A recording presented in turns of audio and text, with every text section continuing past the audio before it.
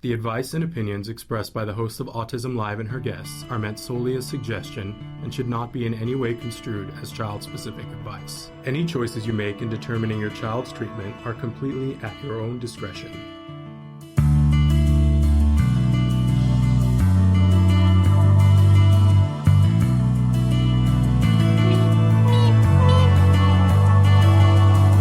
Good morning and welcome to Autism Live. I'm Shannon Penrod. It is Monday morning. And it is the Monday, the week before we're doing the Autism Network Podcastathon.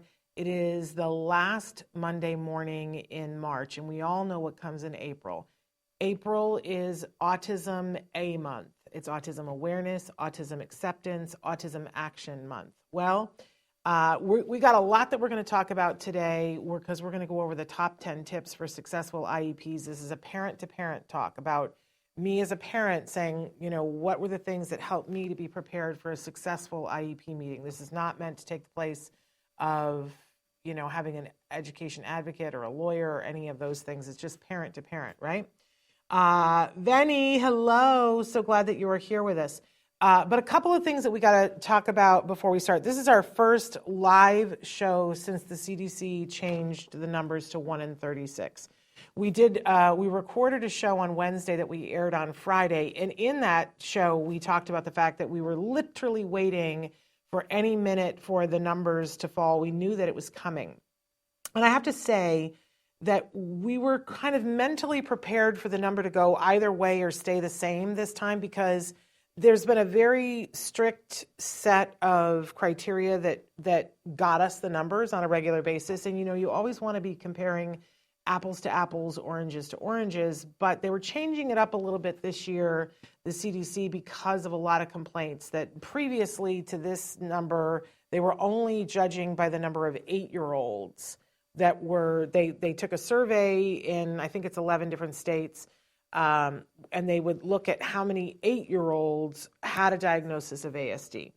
And there was a lot of kibitzing about that's really sort of a ridiculous kind of like, why do an 8? Why not do, if early intervention is the thing, why aren't you looking younger? So this time around, they were looking at 4-year-olds and 8-year-olds. And so there was much hubbub about, was the number going to stay the same? Was the number going to go up?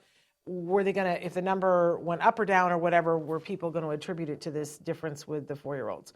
So, you know, there's a lot to talk about this and a lot to unpack, and I'm not going to attempt to do it here, but I do need to take this space in this forum to say that the new CDC numbers are 1 in 36 children are estimated in the United States to be on the spectrum. And that's looking at 4-year-olds and 8-year-olds. This is not, by the way, looking at people who get a diagnosis when they're 36. This is not looking at 14-year-old girls when they tend to start to exhibit the symptoms that would get them to in front of somebody, right? So we're not even looking at any of that. And we're only looking at people who've already gotten the diagnosis.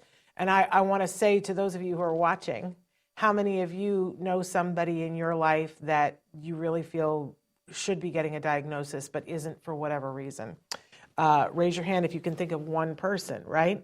So 1 in 36 is the number of people who actually have diagnoses. And I know a lot of people are talking about it, and I've been trying to pay attention without getting too deep into the news coverage because it makes me crazy. Yes, crazy. Crazy is the word that I'm looking for. Here's what I want to say. That when I talk to people and they say to me, well, it's just that they're getting better at diagnosing. Okay, I'm not even going to argue that, because to me that's not the argument. If anybody was to say to you, hey, we've done a study and we've discovered that 1 in 36 children is having trouble coloring with crayons. 1 in 36 children in the United States is having difficulty coloring with crayons. Don't you think we'd be doing all kinds of things? Don't you think that we would have like a special task force that would work on, well, first of all, you know, why is that happening and how can we help those children to be able to color, right? That's if it was just coloring with crayons. If it were something like 1 in 36 children were being diagnosed with something that was an eye disorder where they couldn't focus their eyes. Like, then we would all be running around trying to figure out what's going on and how can we help those children. So tomorrow with Dr. Doreen, we're going to get into it and we're going to hear from her because I'm sure she's got really sane things to say about it, and I'm not sure that I do. But I do want to say this, that because I have the platform and the space to say this, I just want to say that if this doesn't scream that we need to fully fund IDEA, which is going to go hand in hand with what we're talking about today, then I don't know what would. If 1 in 36 children in the United States has a diagnosis of ASD, that means that in every classroom across the United States, there is at least one child on the autism spectrum. And if we are not fully funding IDEA, and ADA, then what are we doing? We're not helping. Now, there's a million things that we could do, but that's just one. And we have been promised time and time again that we were going to fully fund IDEA. And so I'm mounting a campaign that I'm going to be talking about this from time to time, saying, hey, Joe Biden, you promised us that you were not only going to fully fund IDEA, you were going to fund it 125%. Here I am, Joe. I'm ready. Put me in, coach. I'm ready for it. Let's do that. It's got to happen. And Joe, it's got to happen now. And if you're wondering what to say about the 1 in 36, hop on my bandwagon if you agree with me, because we need to fully fund IDEA. And we're going to be talking about IEPs, which won't be fully funded until IDEA is. And the reason why we have to have these ridiculous conversations about how to present your case at IEPs is because there's not enough money. And why is there not enough money? Because IDEA has never, by any president, it doesn't matter what your political affiliation is, there has never been a president on either side of the aisle who has fully funded IDEA. So you might love certain people, despise other people. Nobody has gotten this done. Who's going to be the hero? Joe, you're in office. You promised it. Come on. Let's do it. Okay. Venny is writing to us from India, and I'm new to your channel and want to learn more about autism. And Venny, I'm so glad that you're here. We're going to be talking very specifically this week about IEPs, which is a thing here in the United States. But I think you'll get a lot from it because it's going to talk about what kinds of accommodations we want in the classroom, especially on Wednesday's show.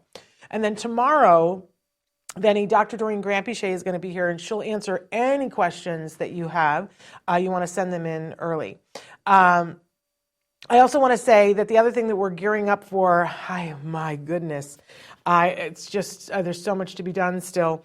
We're getting ready for a week from tomorrow, starts the Autism Network Podcast-a-thon.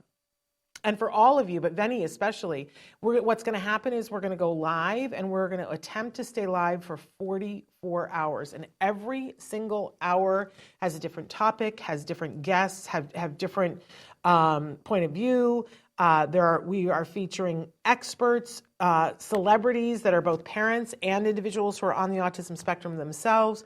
We are having hosts that are on the spectrum. So it is this wonderful, I think it's the spectrum, because we have to represent what's realistic for our community, right? And I think there's a little bit of everyone. If you want to find out more about that, you would go to our homepage, autismnetwork.com. There's that neon circle that says Autism Podcast-a-thon. Any place that says Podcast-a-thon or that has that, you can click on it. It'll take you to a landing page where the middle box says calendar by hour. Click on that and you can scroll through. I believe that there is everything, at least every show, there's the title of what the show is, and some of them have full descriptions. We're still waiting to hear from Joanne. I can't wait either. I am beside myself. It's like, come on, just bring it. I said to somebody this morning, this is a bigger event than my wedding or anything that I've ever done in my life. And I'm just counting down the minutes. I have so much to do before then, so don't want it to rush. But I will be so excited when we start the first hour. I just hope I'm not exhausted because I want to enjoy it. It's going to be wonderful.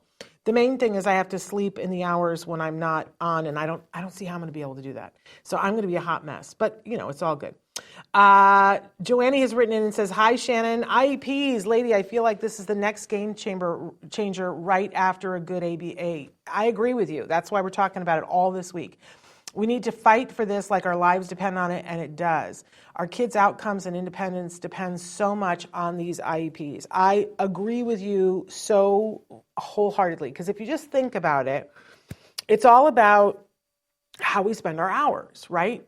You know, I talk with my son about this all the time, because Mother Teresa had the exact same number of hours as the rest of us. Oh, that's so humbling, isn't it? Because you go, look at all the things that Mother Teresa accomplished. And sometimes, you know, I'm lucky if I can get a load of laundry done, you know, just honesty speaking, right? But if we look at it through the lens of our kids, here are our kids, and how are they spending their hours? What are they doing with their hours? And, you know, is it an educationally enriched environment? Because we know that that's key.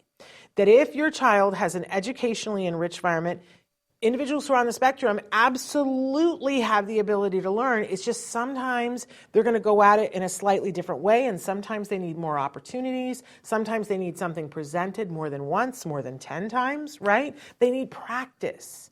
Think about it like the ballerina. She doesn't get up on her toes the first time, right? She has to practice, practice, practice, practice. And that's what a lot of our kids need, is a lot of practice and a lot of opportunity to learn.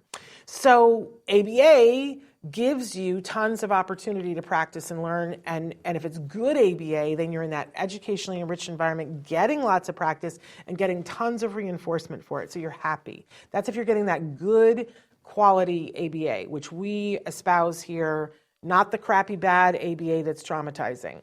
Nix to that, right? But good, individual specific, person driven, trauma-informed, educationally enriched, personalized ABA. Woohoo, right?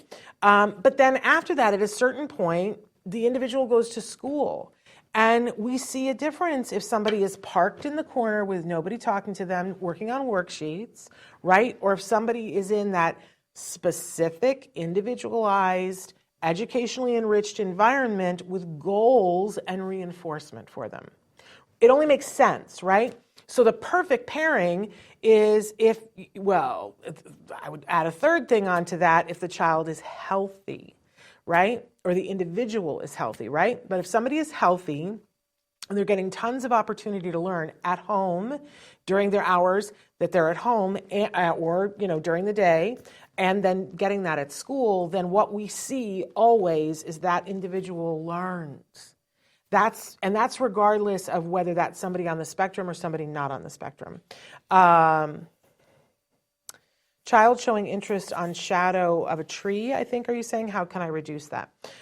Okay, so Benny, I see that. And so often our kids will engage in something that sometimes people will call a perseveration, something that they kind of get stuck on, a thing that they're interested in.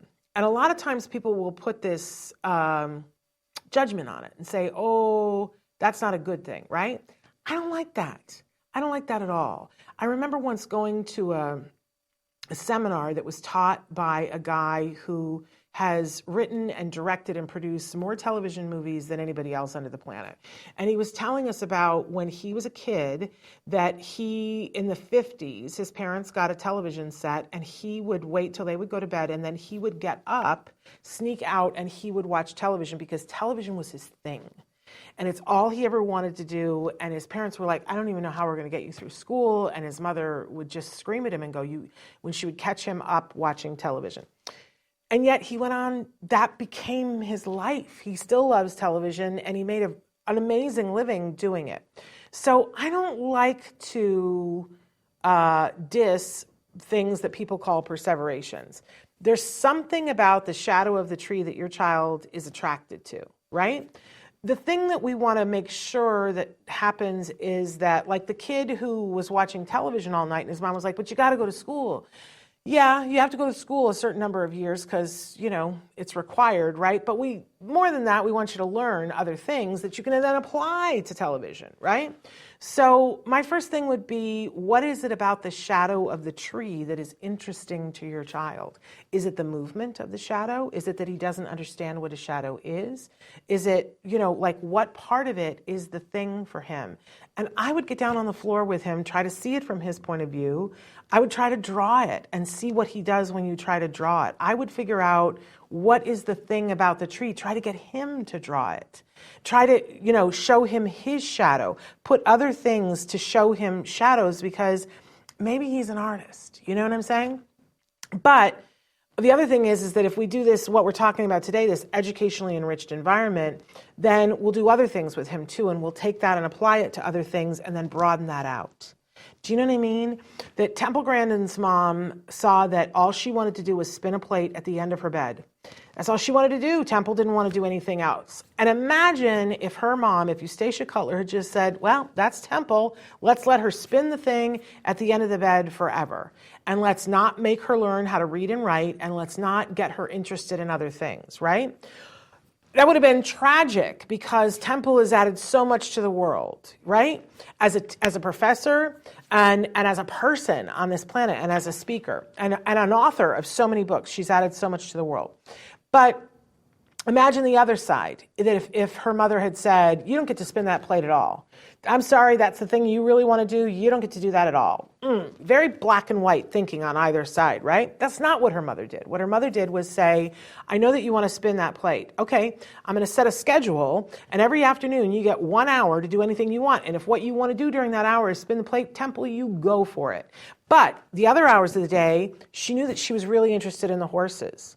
So she would say, you need to go down and muck the stalls because that's what happens when you have horses. That's the responsible thing to do when you do horses. But then I want you to draw the horses, Temple.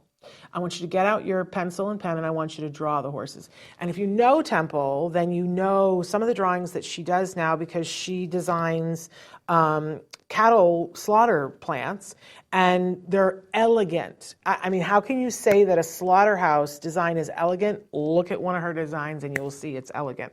So I would worry less about the perseveration. I would worry more about what can you do to get him interested in other things, but I would also get down to his level, look at the shadow of the tree. I would take pictures of it. I would give him the camera, have him take pictures of it. I would draw it. I would ask him to draw it. I would try to figure out what is it that's super cool. It might be the movement of it. It might be just shadows. I don't know. But I would have some fun with it, Venny. I think that's where I would come. Joanne says, are they getting accommodations? Or are they just not challenging them? We just had this conversation at our last IEP. Yeah. I mean, and we're going to be talking about that a lot this week, Joanne. And hi, Anna, saying good morning to you. So today I'm going to go through my top 10 tips for successful IEPs, parent to parent. But then on Wednesday, I'm going to go through accommodations that you might ask for at an IEP meeting. Because today we're going to talk through your mindset, how you get yourself ready for conduct on the day to get the most out of it.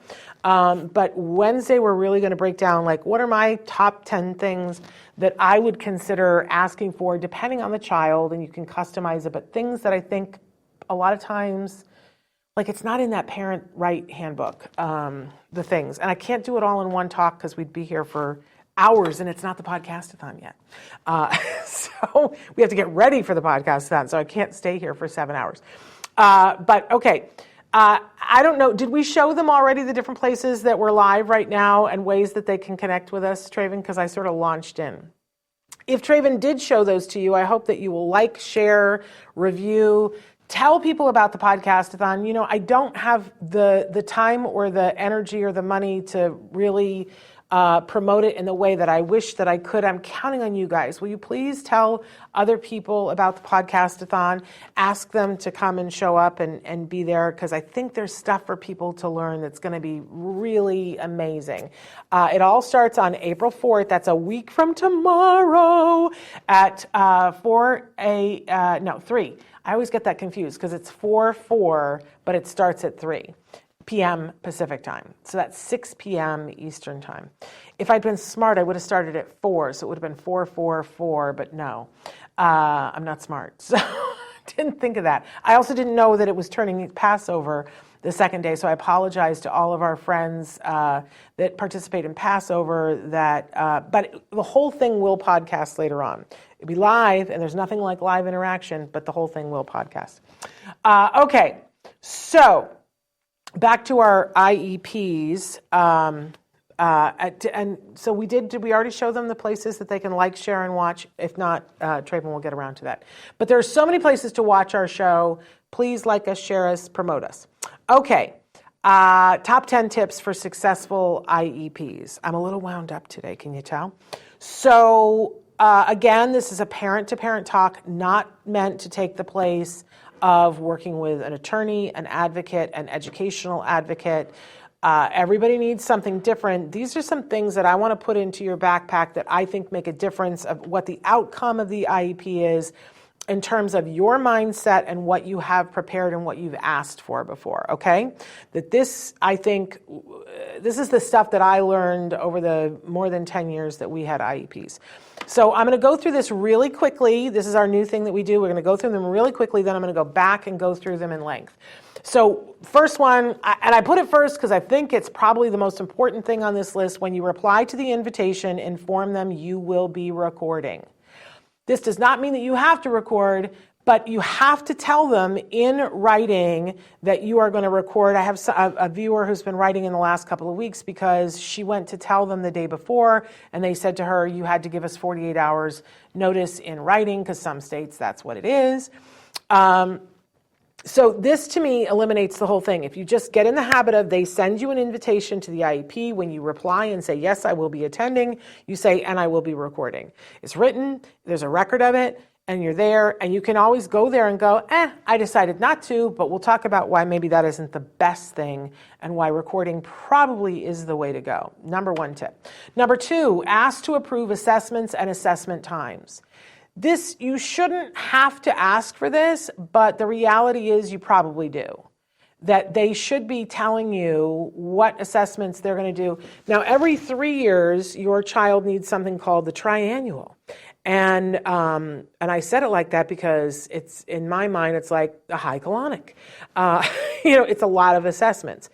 And a lot of times schools get behind and people are like us and they're not completely organized, and suddenly it's the week before the IEP and they want to do a whole bunch of assessments, which is not advisable. So you should, when they inform you that they want to do the IEP, or you know that the IEP is coming up, you should say, everything should be in writing always. You should say, I would like to approve whatever assessments you're going to do, and I want to approve the assessment times, because I know these people. I used to work with these people. They will pull your child out of direct core curriculum and give them an assessment. We'll talk about that in a minute. But you should ask to approve and the times and the assessments.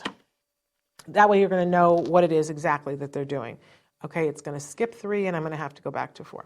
Okay, number 3, ask to have the reports and assessments results in writing 48 hours before the meeting. Now, I say ask for it, and ask for it in writing, but it doesn't mean you're going to get it. But you should at least ask and get in the habit of asking for the reports in writing, because it gives you the upper hand. If you have time to sit at your leisure and pour through the papers and read them and make notes, you will be better prepared. You will know what it is they're going to say in the meeting. There shouldn't be any surprises when you walk into an IEP meeting, but they like to have the upper hand and they like to surprise you. We'll talk about that in a minute. Number 4, you need to read the reports, highlight inaccuracies in one color and questions in another. You can do this anyway. I brought my little things, and I'm going to show you exactly how I use these in a minute, but this often is key. I cannot tell you how many times somebody has come to me and said, well, we're 3 years down the road, but I have this thing stuck in my IEP that was wrong that I never corrected because I didn't see it. This is why you need to read the reports, and you need to correct inaccuracies at the meeting. It also makes them look like they don't know what they're doing, which gives you the upper hand. Then once you've read the reports, this is such a good tip, and I wish I could take credit for this one and say, I invented this. I don't remember who it was that got me started doing this, but it was that and the tape recording. These are the things that got us the things that we needed in the IEPs. Write a letter clearly outlining what you want. So when you're freaking out the night before the IEP, instead of freaking out, you write a letter. Dear IEP committee, and then you list all the things that you want so that there's no chance that you're going to get in that meeting and forget something. And you will be completely prepared when you have that letter, and then you're going to read it to them at the IEP. We'll discuss this at length in a moment. Number 6, get a good night's sleep the night before. I know, good luck, but it's important. We know that we function better, our kids function better when we have a good night's sleep. So set yourself up for success, write that letter, and do whatever you need to do. If that means, whatever puts you to sleep, if it means taking a long bubble bath, if it means running around the block, whatever. Yeah, I know. Joanne says LOL. Okay, and number 3, you say you always ask for it. My school knows I'm serious about it. Yes, you should be serious about it, but doesn't mean they're going to do it in all cases. But it's something you can hold over their heads if they don't. But yes, LOL. I know, but I have to put it in there because it is important. And if you can do this, prioritize it, right? Number 7, bring a picture of your child to the IEP. Now, this is an actual picture of my actual precious lump. How much do you love this? This is when my hair used to be a lovely shade of fuchsia. I know, but look at that oodgy scoodgy face. How can you sit there and want to take something away from that oodgy scoodgy face, right? And here's 2 things here. I look at this picture and my heart lightens and I go, oh, I got the best kid ever, right? Look at that face. I just want to, mwah, right?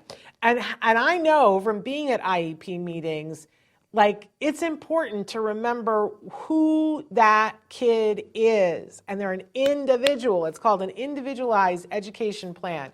So have a picture of your kid. I know it's corny. It works. It helps your gut stay focused on the important thing. And I think it softens up some of the tougher people in the room.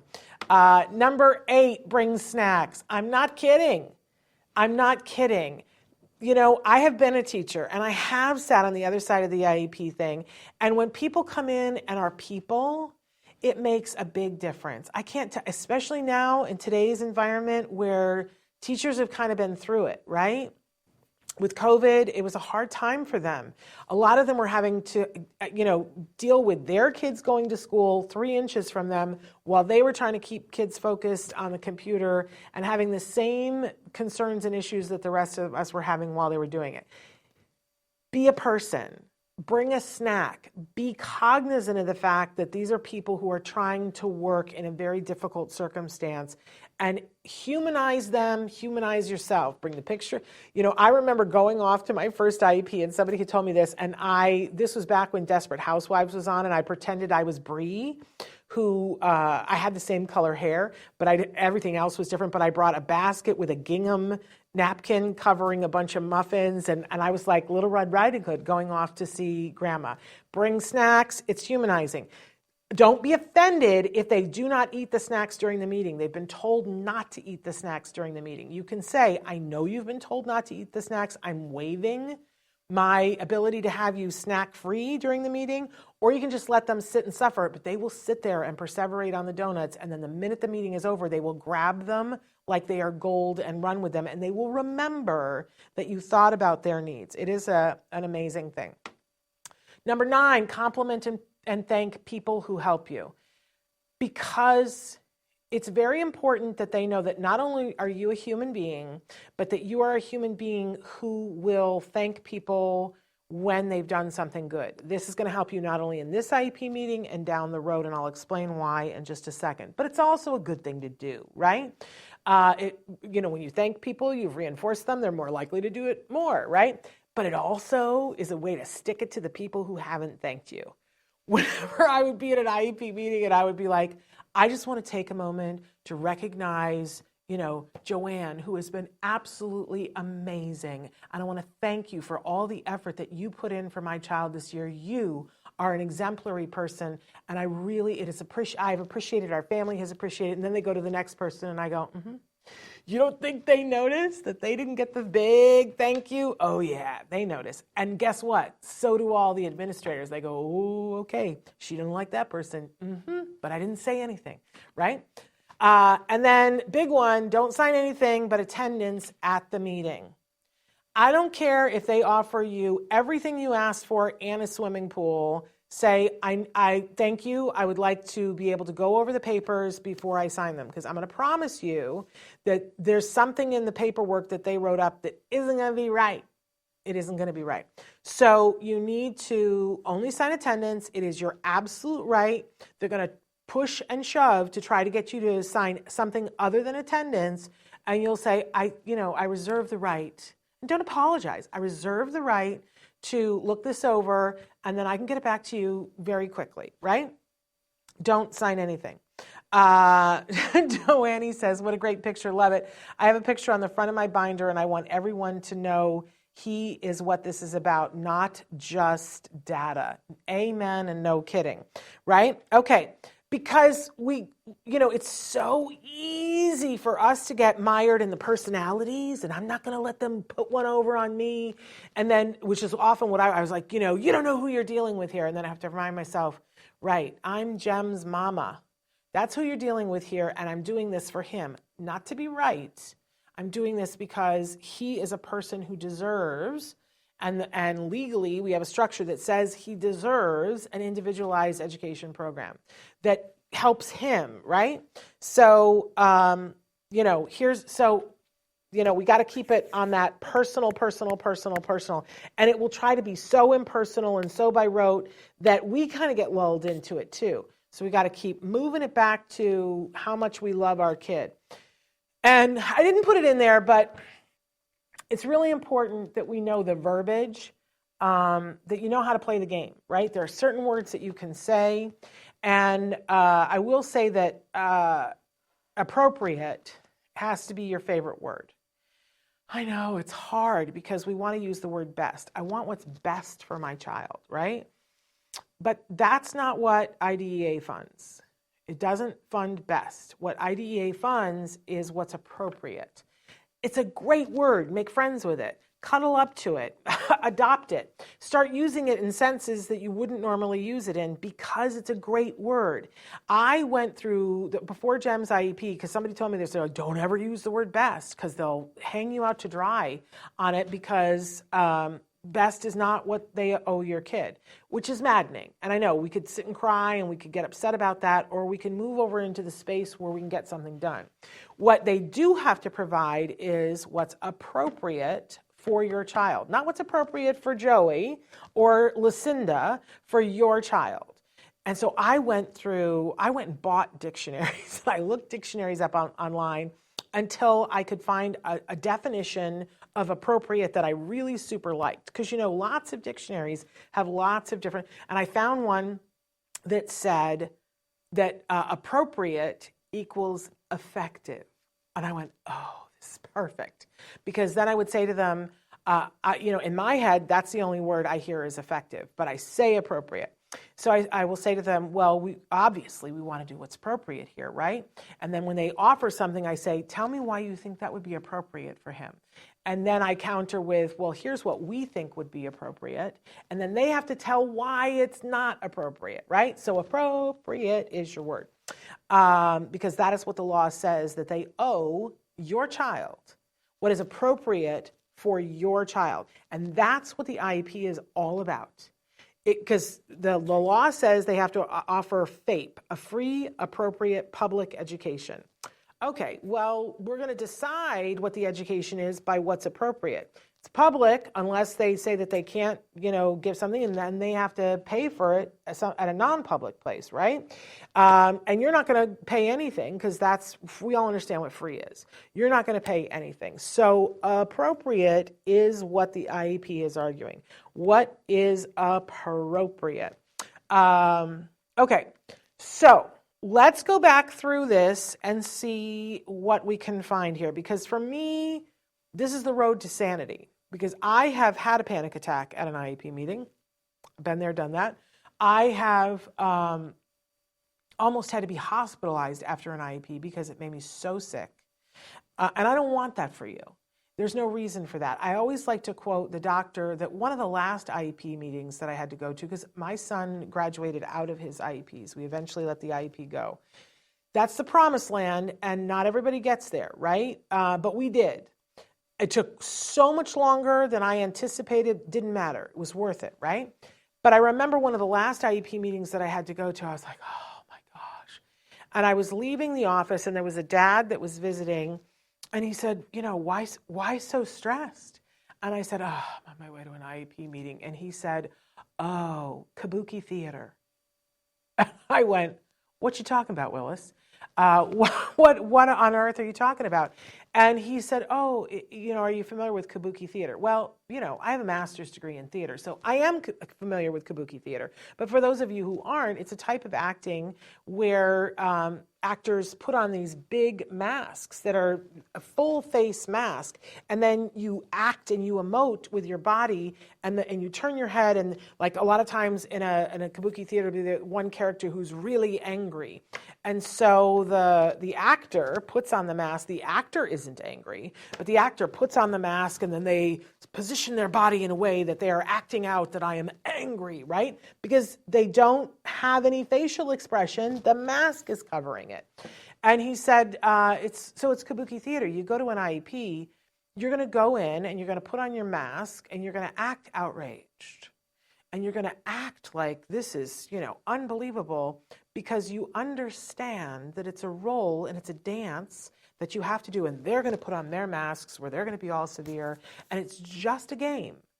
And I said, but it's not a game. My child's welfare and his future and his whole year and maybe many more years rest on this. And he said, but you're going to get what you want in the end.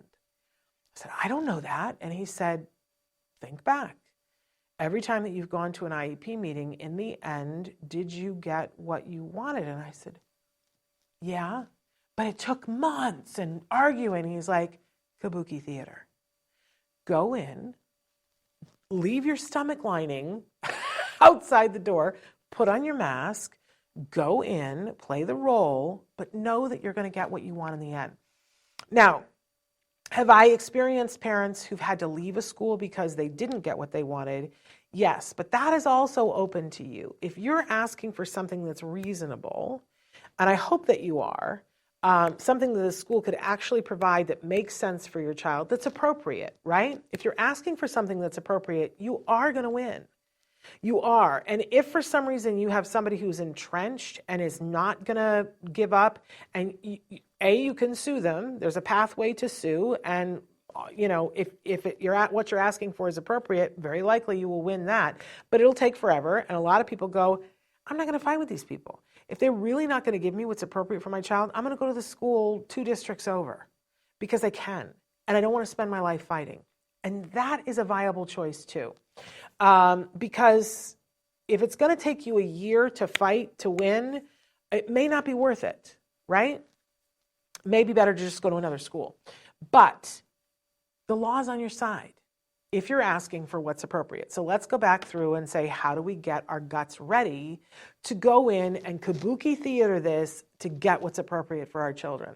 So the first thing that we want to do, number one, is reply to the invitation. At some point, they're going to invite you to the IEP meeting, and they're going to send you an email, or they're going to give you a written reply, and you have to sign and check yes or no, right? Like, I don't know how your school does it, but I've seen all kinds of things.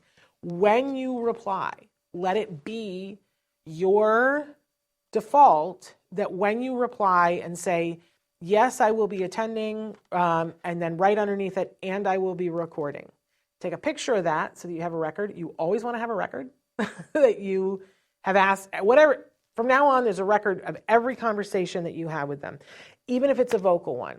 If you're walking down the hallway and the aide walks by and says, oh, by the way, I wanted to let you know that he didn't go to math class today because we had an assembly. The truth is you should document everything and write, email back to the teacher and say, dear Mrs. Smith, I just wanted to acknowledge that I spoke to the aide today and she told me that you guys didn't go to math class because you went to an assembly. No harm, no foul. There's a record of it because you've emailed it. It was a vocal conversation, but you made a record of it. It doesn't have to be this big, long thing. Just, as per our conversation in the hallway today, or I spoke to so-and-so, they told me you didn't go to math class. Nobody's screaming, setting a building on fire. You're just documenting it. right? And then keep your emails. Don't let your emails go into the ether. Keep a record of the emails. You can do that easily by CCing yourself. So you send it to them, CC yourself, reply all, and now you've got a record of it. Unless your email dumps on a regular basis, in which case change the setting on that or put it in a folder, whatever, so that you have a record. Who knows? Maybe later on you're going to write a book and you want to have, can I tell you, that's what drove me, was like, I'm going to write a book someday. And I want to be able to document all this stuff, and I don't want them to be able to sue me and win. They're going to say that I made this up. I didn't end up putting all that in my book. I talk about it here, but there's no lawsuits against what I have said because I have documentation of everything. And they don't want to come back and tell me, oh, no, that didn't happen, Shannon, because I have documentation for all of it. I encourage you to. You'll sleep better if you have documentation. But you want the option to record. Now, I think it's almost always best to record the meeting. Somebody will call me and they'll go, oh, Shannon, I need to talk to you because I had a terrible IEP meeting, and like you wouldn't believe the things that they said to me about my child. And then my next question is, did you record it? And I know already the truth, because if somebody is saying something horrible about your child in an IEP meeting, there's no recorder. They have trained these people that, oh, there's a recording happening, be on your best behavior. And I'm a great fan of being on your best behavior. Now, it swings both ways. If they need to be on their best behavior, you need to be on your best behavior too. So if you are somebody who flies off the handle and you are afraid, you should bring somebody with you who understands the signs of when you're escalating and can, there can be a symbol, a signal between the two of you, and you can always ask for a break, step out in the hallway, do deep breathing exercises, call, your significant other, put your head between your knees and say, I got to lower my blood pressure, lay on the playground, whatever you have to do, but don't yell at an IEP meeting and don't use 4-letter words. I know, you're going to think of them in your head, but you cannot utter them, right? Because you don't want them to have a recording of you being inappropriate. Appropriate, there's the word again. I got to mention too, we have a new thing that we are trying out, which is that you can text us. So if you have something that you would like to text us, you can do that. I don't even know, how do I explain to them how they do that, Traven? I forgot to ask him beforehand because we went over this the other day and I don't remember. He's going to tell me how to do that. But in the meantime, it's best to record. If you have a recording, you can go back and listen to the recording, and sometimes somebody will say something in the meeting that then other people, you will see in the meeting, whether it's on Zoom or in person, you will see that eyes start to dart. And I like to note the time when that happens and go back and listen to the recording, because 9 times out of 10, somebody has said something they shouldn't have said. Because kabuki theater, they're supposed to have their masks on and they're supposed to say something, and every once in a while the mask sort of slips and somebody says something and you get down to the real truth of it, right?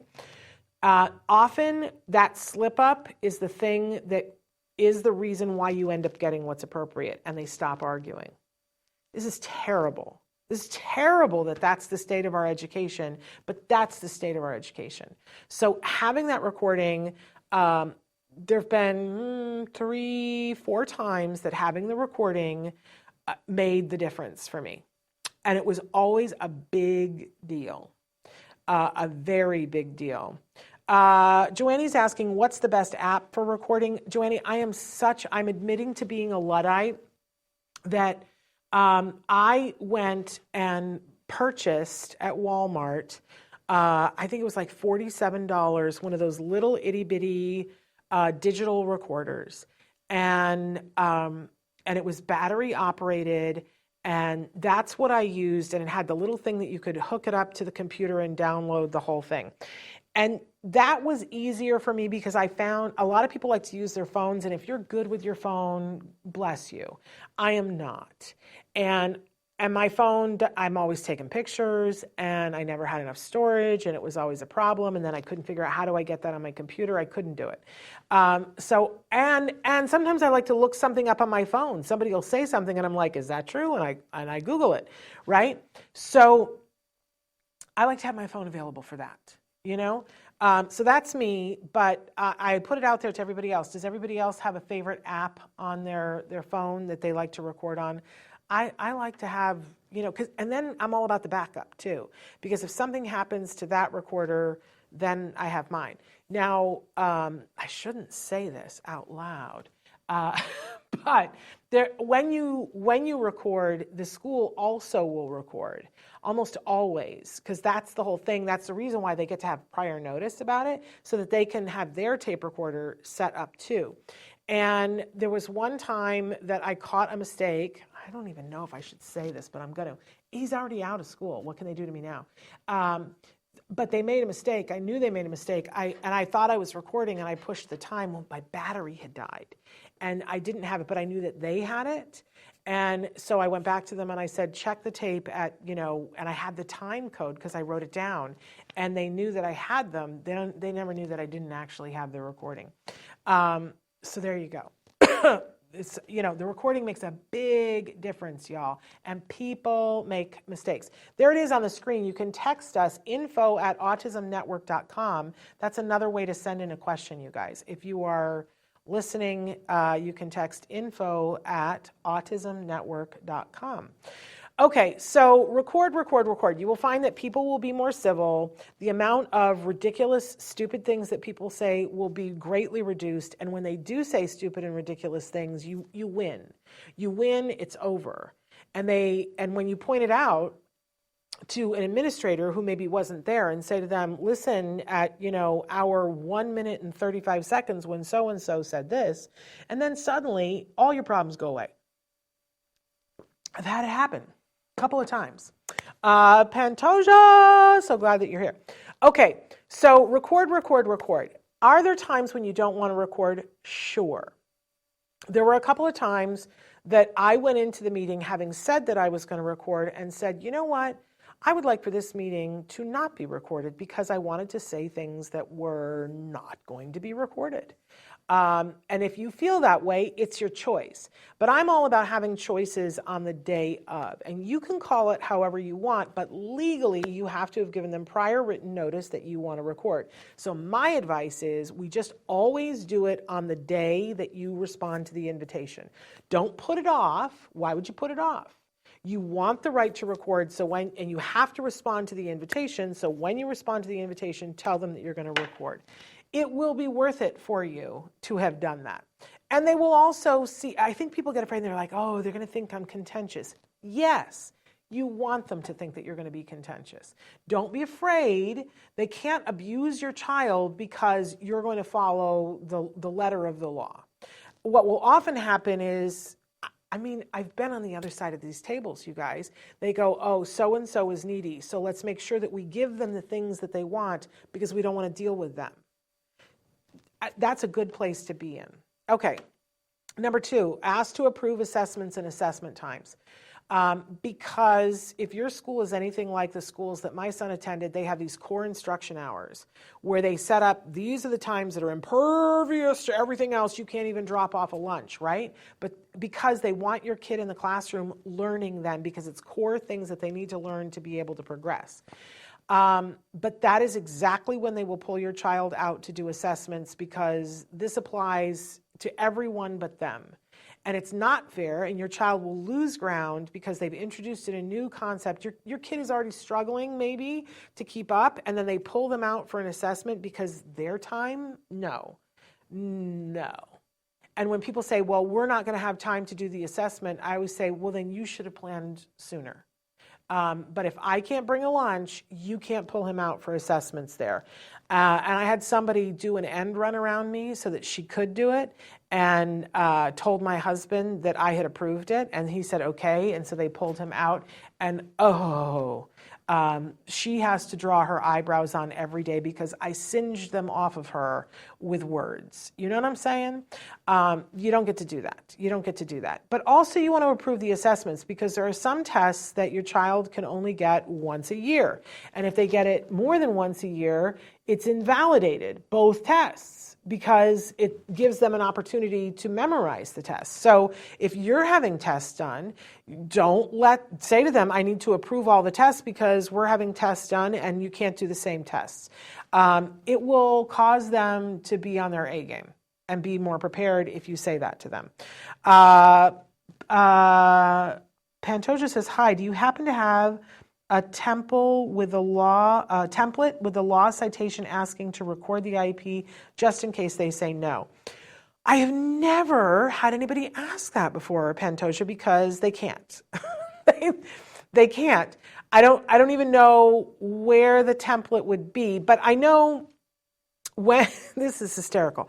Every time that you're going to an IEP, when you're at the IEP, they will offer you this packet that will say, parental rights, or I don't know what they say on it, but every state has it, and there is a part of the process where they have to say that they offered it to you, and they'll check the box.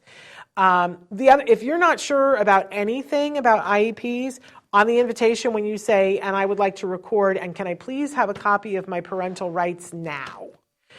Because often what happens is it's like this, because nobody wants them. It's the craziest thing. I even was like, yeah, no, I don't want that. It looks crazy. It's this Xerox thing and whatever. And it just looks like more paperwork and we're all allergic to it. Guess what? It has everything in it. Make sure you get one every once in a while, but ask them for it because it will say in there that you're allowed to record. And if it doesn't, come back to me because you're allowed to record. If you're in the United States, you're allowed to record. And if somebody is telling you that you can't record the IEP meeting and they're using any other excuse other than you didn't give them enough prior notice and they have that written in their thing, they're up to something and it's not good. And I would be searching that out. But write me back if they won't give it to you, your parental rights.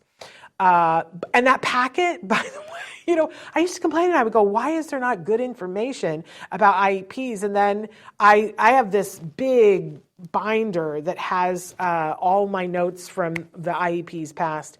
And it had one of them in it. And I would always go, no, I have it right here. And I pulled it out, 2-3 years ago during the pandemic. And I started looking at it. I was like, oh my gosh, this thing is filled with great information that I never bothered to look at. So there you go. Look at your parental rights and ask for them before the IEP because giving them to you at the IEP is the most ridiculous thing I've ever heard of in my entire life. And it will say that you have the right to ask for all kinds of things. Okay, so number 3, ask to have the reports and assessments results in writing 48 hours before the meeting. This is going to chap their hides because they are last-minute Lulus just like me. I used to be one of these people, and it's like, I have this IEP meeting coming up on Tuesday, so on Monday night at midnight, I'm finishing up the report. Well, that's all very well and good, except then you go into the meeting, and they're trying to do 3 things at the same time. They'll go around the room and they'll introduce everybody, and then they'll give everybody the opportunity to present their reports and say what their recommendations are. And you're sitting there flipping through the papers, trying to listen, trying to look, and often what they're saying isn't exactly what's on the paper. And that's the long and the short of it, guys, because they will sit there and say, well, they always tell you in the beginning how great your child is doing. Oh, he's so cute. He's so wonderful. He's so fabulous, whatever. And he's doing such good work. And you go, really? Oh, that's wonderful. And then they'll say something that is the complete and total opposite. They're like, but, he can't do this, so we no longer think it's appropriate. And you go, wait, what? What? So you're going to stop teaching him this because you don't think he can ever do it?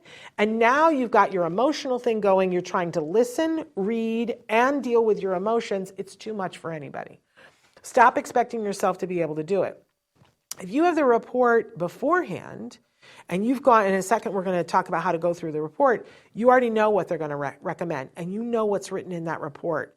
And so they might say, and he's wonderful and things are going so well, but in the report, it says clearly that he hasn't met the milestones, and then this is something that we need to look at, right? So they can't gloss over and sell you a pig and a poke. I'm all about the pig and a poke. So really important that you ask them to do this and hold their feet over the fire and say, and ask at that time of the invitation, just ask for these things, right? And I would like all reports. I would like to approve all assessments and assessment times. And I would like all written reports 48 hours in advance of the meeting. I guarantee you somebody's not going to be able to make the deadline. Somebody's going to be like, I just don't have it together in enough time. But then when you get there and the recorder is going, then you note it and say, I just want to note that you are giving me this report right now, even though I asked for it 48 hours in advance. I'm very aware of the fact that you have a time crunch, but they look bad. They look bad to the principal. They look bad to whoever the person is who's running the meeting. And you know what? That's life. And the people who did get the report in advance look like, hey, I got my work done. I'm sorry, but this, kabuki theater, you got to play to your strengths, right? And if they're messing up, you point it out because it shifts it in your category. There was a great lawyer that we used to have on who would talk about, when the cameras weren't rolling, about how the first thing that he likes to do when he goes into an IEP meeting is find something that seems important to somebody in the meeting, preferably the person who's running the meeting, so that if it's in her office, like let's say it's in the assistant principal's office and she's got this lovely snow globe that seems like her prized possession, that he likes to go in and go, what a fabulous snow globe, and pick it up and put his fingerprints all over it, so that it like creates this moment where you're not in charge. I'm in charge. I'm the alpha person in this room. It's cutthroat, you guys. You got to take your points wherever you can find them. So ask for these things in writing. It'll help prepare you, and note it publicly while the tape recorders are going if somebody failed to do it. So, but the reason why you want this is so that you can read them and you're going to highlight the inaccuracies. Now, some people like highlighter pens, and I'm suggesting do it in different colors. I also love these. These are little Post-it notes that come in little strips. And so I would have different colors for different things. I think on Wednesday, maybe I'll bring my old IEP binder. But so I would take a little orange Post-it, and if there was a mistake, like they have to give a whole report about your child, and they'll say, Rebecca is an 8-year-old child who lives at home with her parents, and Rebecca had early intervention, right? But often they get it really wrong. Wrong. Or it will quote you saying something you didn't say, that somebody took and twisted, right? And I would take my orange one and I would put it right down on the spot where I'd flag it out the side, because they're sticky on one side. So I'd do like this on the paper. And so can you see it sticking out? And I would write a little note there with a line to underline and highlight. Oh, I would look so prepared. And I would say, let's turn to page 3. And we have an inaccuracy here that I would like to have. Now you're running the meeting. You know what I'm saying? And you're on the team, and you want them to see that they're not going to put a bunch of crap in your child's report that stays with your child forever, right? Catch any inaccuracies, and anytime you have a question, there's going to be things that you need clarified. So I would take a different color like blue, and somebody would say something, and I would be like, oh, I don't know what that means, or I'd like to know more about that, and I'd stick that with blue. So now I'm going through, and I know orange is an inaccuracy, right? And blue is a question. Okay, let's turn to page 13, where I have a question, right? And it's sending the message to them. You're not getting stuff by me. So don't do shoddy work. Don't say things that aren't true, right? And they will. And you don't want it in your child's report, things that are inaccurate. Super important. But also you're reading and saying, okay, I know where this person is coming from. Because it all builds towards that what is appropriate thing. And if what you think is appropriate, let's just say, for instance, you want a one-on-one aid for your child. And you know that you're going into this meeting and you're making the case for a one-on-one aid. They're probably making the case not to have a one-on-one aid. So they're going to say things in this report that are going to lead to their conclusion that he doesn't need a one-on-one aid, right? And anytime you see something in this that is clearly stating that but isn't accurate, bring it up. And say it says here that he is having no difficulties during the day, and yet I know that's not true because you sent home 3 notes that at this time of day he continues to have a problem. Well, that's not in the report, is it? And you brought it up, and the tape recorder is going, and they look like their argument wasn't as strong. Anna says, my friend who is a teacher, she recommended when they make statements of a child not meeting the goals, or if they did meet the goals, to ask them to provide evidence of how they met the goal or how they did not meet the goal. They should be providing work examples, 100%, Anna, 100%. And depending on what the argument is at school, we encourage parents to keep all of the papers that your child brings home, all of them, and ask to see assignments so that you have work examples, so that if they say, we don't need to work on the handwriting goal anymore because they've met the handwriting goal, so we're just going to phase that out. And they have work examples that show, then you have work examples and say, because if you feel like the handwriting goal should not be X'd out. If you agree with them, fabulous, wonderful, moving on, right? But if you don't, you say, well, I have work samples. This is him writing yesterday. So maybe he took a lot of time on this, but this is a work sample of when I asked him to do this. So I don't want the handwriting goal. And I guarantee you they won't take the handwriting goal out because you have a work example. Yes, love that. Okay, so yes, having visuals, they should have them, you should have them. Okay, write a letter clearly outlining what you want. So once I've read the reports, usually what I do is I sit for a moment at home. This wasn't what I did in the beginning, but somebody taught me how to do this. I sit for a moment and I go, what do I want it to look like next year? What do I think would be appropriate? What do I think is the thing? What's my wish list? And I start to make my notes and I number them, right? And then I write a letter.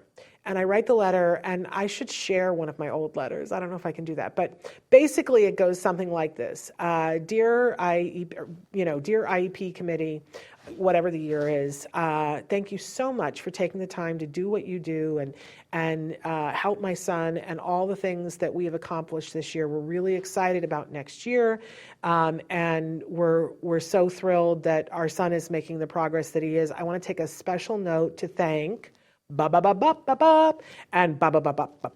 right? I want to thank, Mr. Williams for being amazing this year, and how much he taught our son, and we've seen so much improvement, and we are just so touched and thrilled by his professionalism and his care, right? I really pour the sauce on hard, and I try to thank whoever I want to thank. So I get them all gushy and like, oh, it's so nice that she thanked us, right? And I say, here are what our main concerns are for the year and what we're asking. Number one, we believe that part of, and this is, for my son, I would say we believe that part of Jem's success has been because he has had one-on-one supervision in order to keep him on task, to, make it possible for him when social interaction breaks down, to be, listing why we think what's working is working and why we want to keep it. We, so that's one, and they were numbered, right? Number two, we think it's important, three, this year we saw that sometimes he was pulled out during core instruction. Like you, we agree that that is not a thing that should be happening, and we're requesting that all ancillary services be that are pullouts happen when it is not core instruction time. Shouldn't have to ask that, right? But and it would be numbered. Now, if it was a rough year, I might have 11 things on the list. Good years, maybe 3, 4 things, right? But there were a lot of years that it was like 10, 11 things. And I would work on honing exactly what I want, as clear as possible with nothing else. And the reason why I thought it was appropriate, but keep it as short as possible because you want to be able to read this thing and it shouldn't take an hour, right? Tops, this thing was 2 pages at the most. And I would have the 2 pages in front of me when I would read it at the IEP so that they would see that it was, remember when Richard Schiff went to accept an award at a dinner that I was at? I love Richard Schiff, right? He's on The Good Doctor now, but he played Toby on The West Wing. And he got up and he had a sheaf of papers that it looked like he had chopped down a forest. And he was like, I made some notes. And we all went, oh, we're going to be here forever, right? I like to telegraph to my audience, it's short, 2 pages, and then we're out of here, right?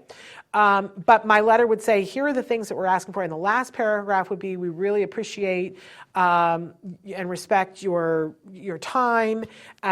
So these are the things that we are asking for, and we await your response. And I would read it at the IEP meeting. And what that did was allowed me to ask for everything that I wanted in a calm, cool, really collected way, because I would write something and then my husband would read it. We go, let's word it a little bit different. Let's make it really concise. You know how when you're in an argument with somebody and it's just easier to write it because you can get your points in? This is doing that, right? And it left the ball in their court. And I didn't have to be nervous. I didn't have to go, oh man, I forgot to ask for this. I had the time at home to think about it and write it. And that night I would go to bed knowing that those were all the important things, and that, I'd done other things. So I can get the good night's sleep because I know I'm prepared going in. I've read the reports and I know what we want to ask for. And if you're like, Shannon, I don't know what to ask for, you're not going to want to miss Wednesday's show, because I'm going to give you some ideas of great things to ask for that are really super important. Bringing the picture of your child to the IEP. Can I just look at the picture of my child again? Because anybody who could sit there and coldly say no to this child getting what's appropriate, I don't really care what their opinion is, right? And then I don't have to be nice to them. I don't have to, I still have to work with them, but this picture says it all for me. Bring a picture that brings you joy about your child, that will soften you, because we go in and sometimes we got the kabuki theater on that it starts to see past the mask. We don't want that, right? Remember, this is for your kiddo who you love and adore and who's worth it. And the law says they get what's appropriate. So bring that picture, soften yourself up, bring the snacks.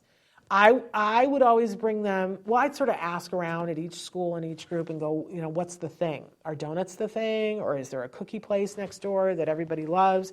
Is everybody a tea drinker or a coffee drinker? What's the currency here? Yeah? And then I would bring it, and I would always bring extra. So because usually only one of your child's teachers, if you're lucky, can be there, and everybody else is in the classroom, right? Especially when your kids are changing classes. In the early years, it's probably only one person, but your aide is not allowed to be at that meeting. So I would bring extra, and I would always say, please make sure that the other teachers and the secretaries and the admins and the other aides get a donut, right? And then I would always, as I was leaving the IEP, say, I left donuts. Make sure that you guys all get some donuts. I left donuts for you, because then everybody's on your side and everybody feels acknowledged. You feed people. So if you can, bring snacks. And I would never make them. Here's another thing. Never, never, never make the snacks. You go and buy it someplace, and I know it's a cost, and sometimes you have to be frugal, but then I would ask somebody else in the family, you always ask me if there's something you can do. Can you buy 3 dozen donuts for me for the IEP?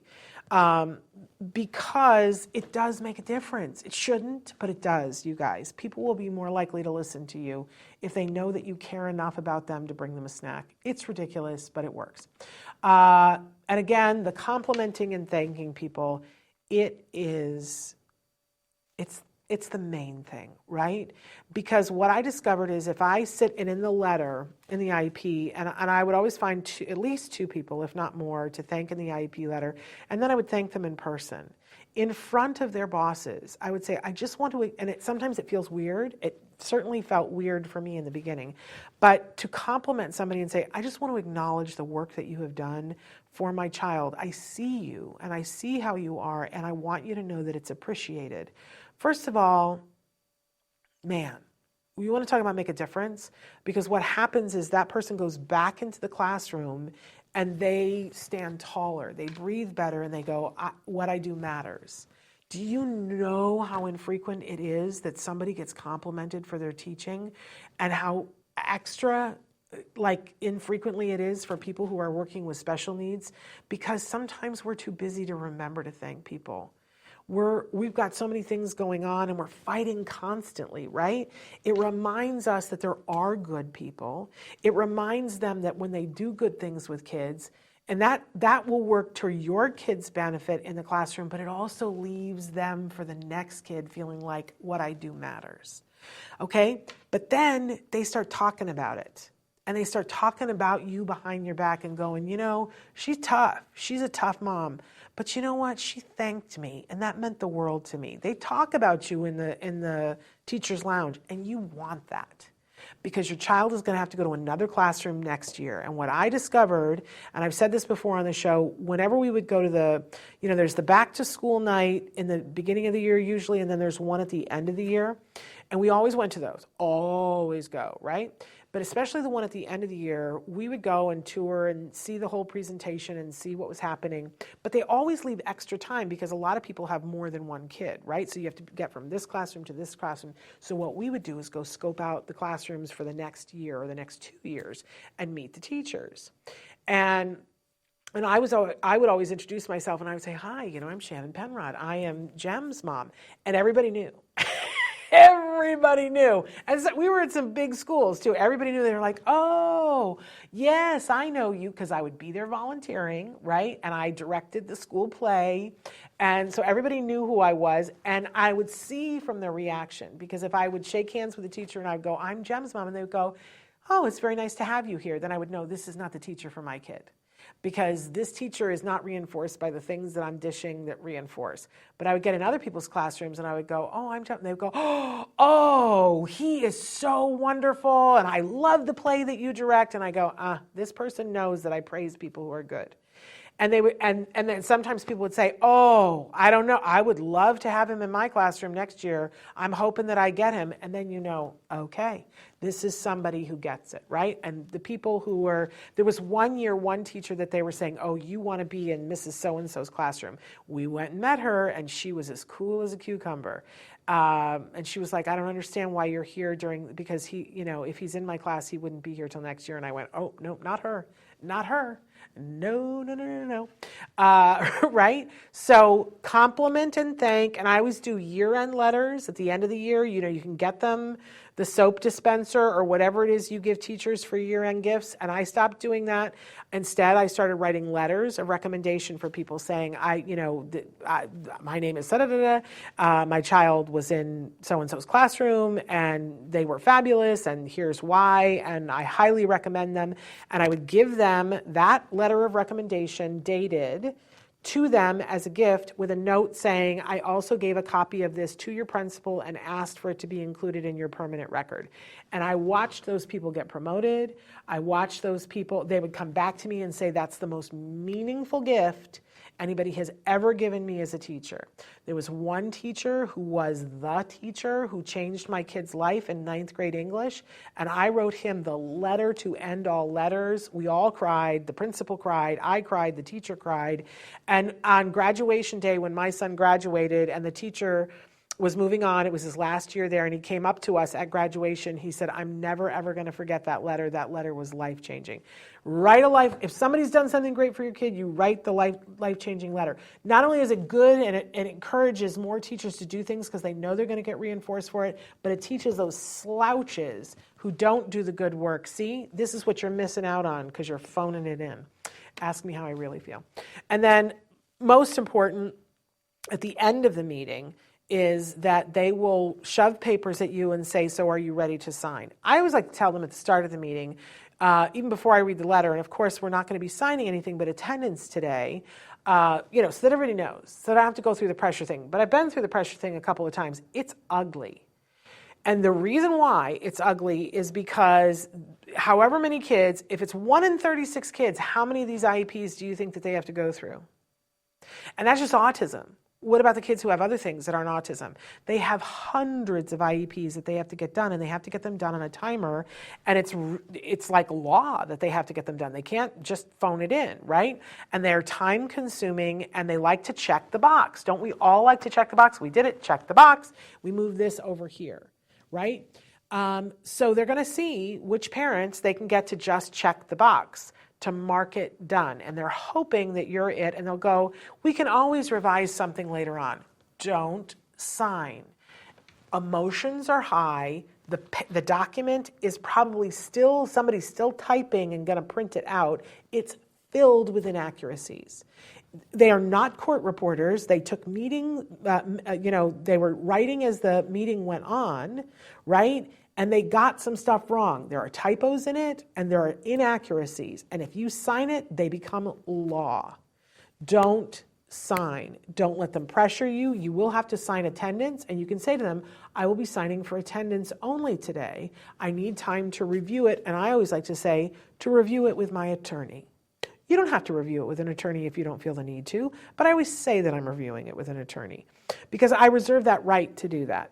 But often I say I'm not signing because I need to review it with my attorney, plus which I will need a response to the 11 things that were in my letter. And I usually leave and say to them, so ball is in your court.